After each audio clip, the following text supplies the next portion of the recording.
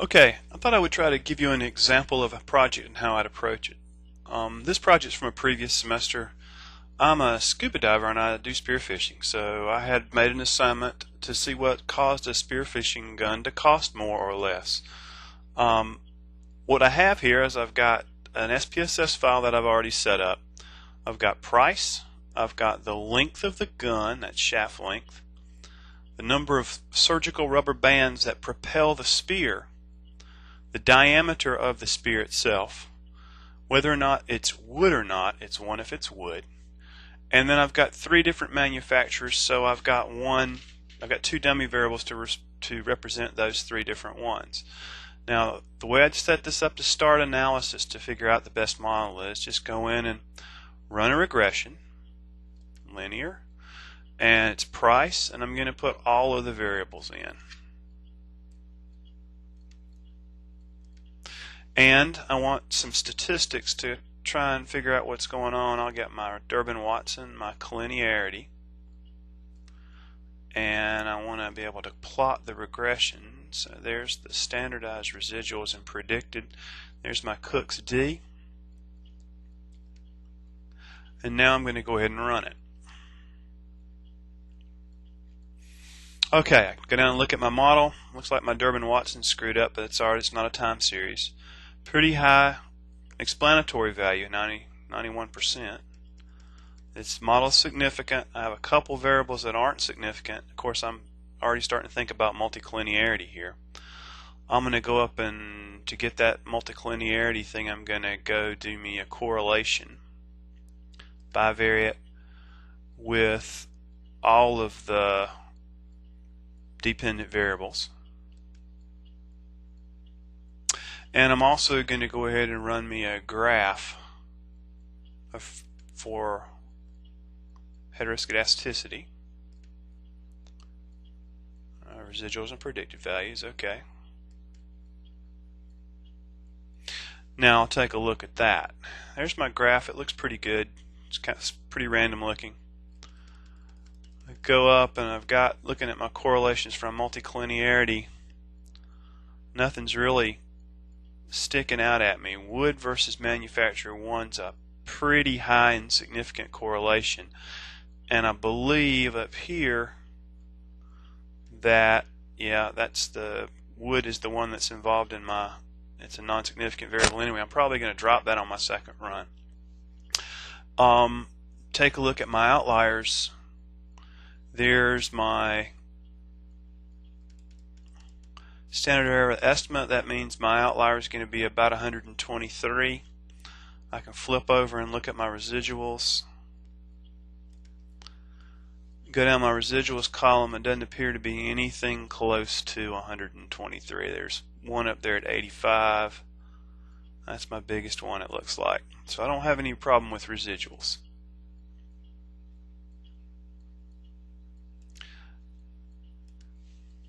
Now,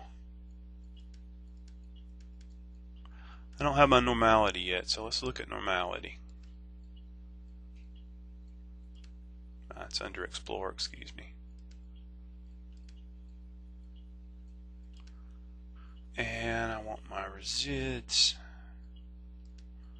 and I want to plot normality.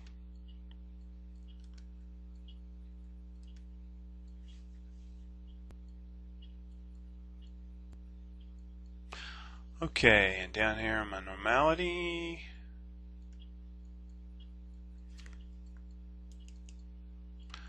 looks like 52 observations.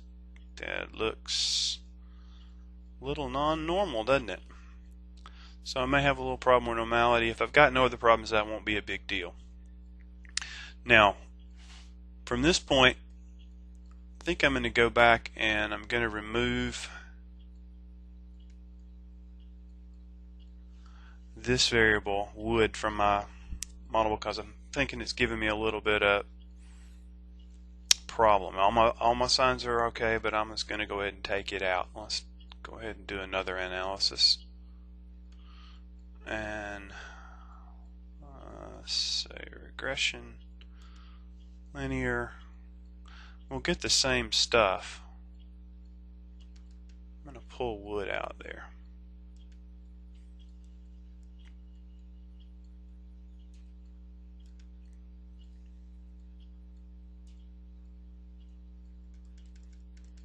Looking down here, manufacturer 2 is really not significant either. So I may end up taking that out later. I need to do a reduce versus complete model test to tell me that. But I believe it's probably going to be an issue. Do my graph again.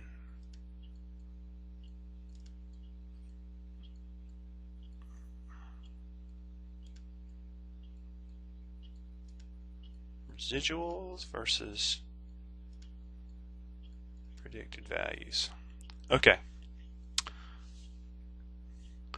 Still looking pretty random. Probably don't have any outliers again. Still got the same numbers. And if you look over at my new residuals, still don't have anything. There's an 88. That's probably my highest one. Yeah. Okay. So that's looking pretty good. What I want to do now, I'm going to go ahead and kill these since I don't really need them later. I'm going to come in and I'm going to think about my higher order terms. I'm going to create higher order terms by transform compute. And the first one I'm going to do is I don't think that shaft length is going to be an infinite thing, so I'm going to do a square term on shaft length.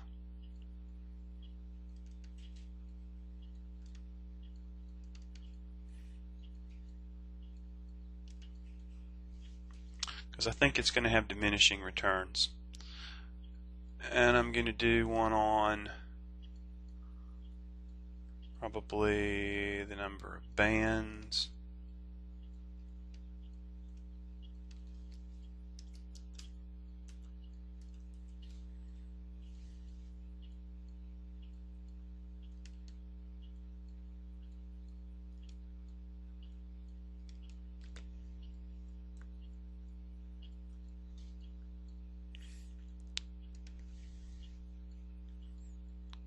And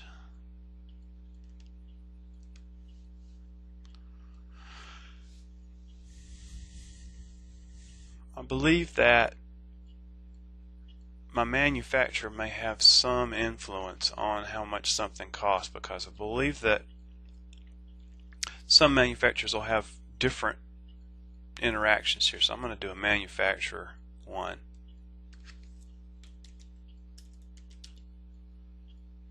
In other words, what I'm thinking is probably the impact of length or bands will depend upon which manufacturer it is.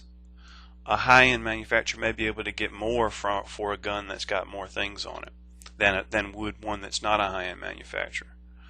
So we'll try manufacturer 1 and length.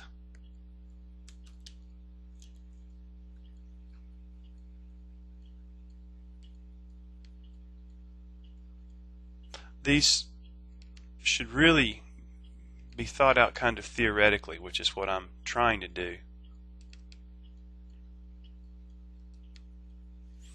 And I think I'll do the same. Manufacturer 2, I believe, was not significant, so it probably won't work, but I'll put it in there anyway. You never know.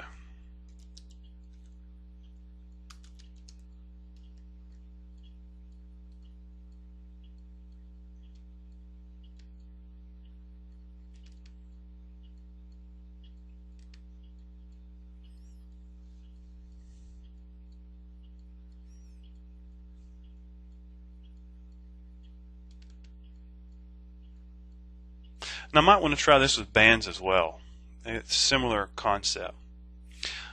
Now, I'm going to go in and I'm going to run just to get an idea which one of these might be significant. I'm going to run them, entering them one at a time. So I'm going to go in, and the first thing I'll do is the shaft length squared.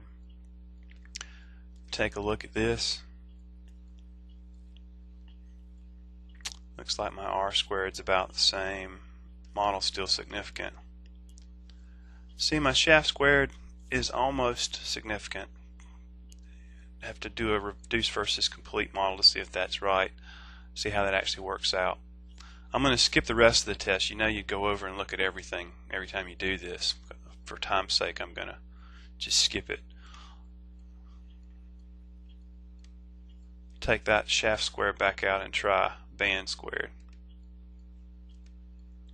See how it works.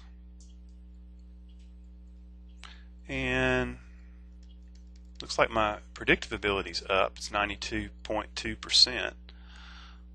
Down here, band squared is really, really, really significant. So that means that there is a difference there. I'm probably just going to leave that in the model as I put the other two in. Let's try the other two. That one's so significant. I might try putting the one that was in previously in. Let's see. I could have started to put them all in and pull them out at one at a time, I guess. Let's try manufacturer 1. No. Go back and put shaft squared in. See what impact that has.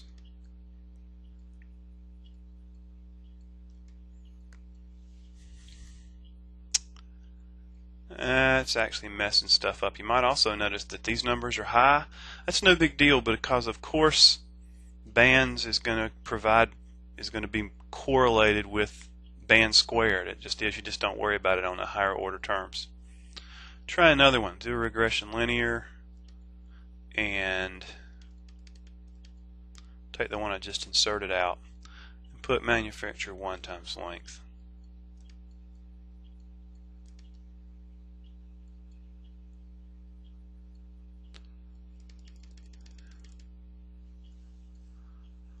See, it gets awfully close to significant there. This may be one of my best models. I really don't know until I do my reduce versus complete model test. I'm just trying to figure it out. I'm at 92.6%, so I've got a pretty good model. My numbers are actually getting better here on my Durbin-Watson as well. I'm going to take out manufacturer 2 and see what that does. Since it's a non-significant variable, I'm sure a reduce versus complete model test would tell me to take it out. So let's try this one more time. You can see this is kind of a trial and error thing.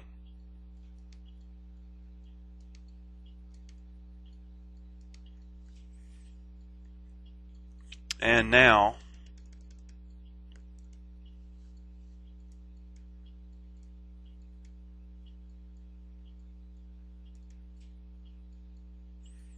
I'm at 92.1. That's actually worse. And I'm going kind of wonky over here on my stats. Probably doesn't need to take that other dummy variable out, so I'll put it back in.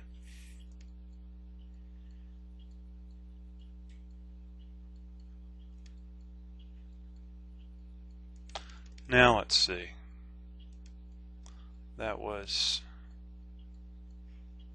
factor 2. Okay.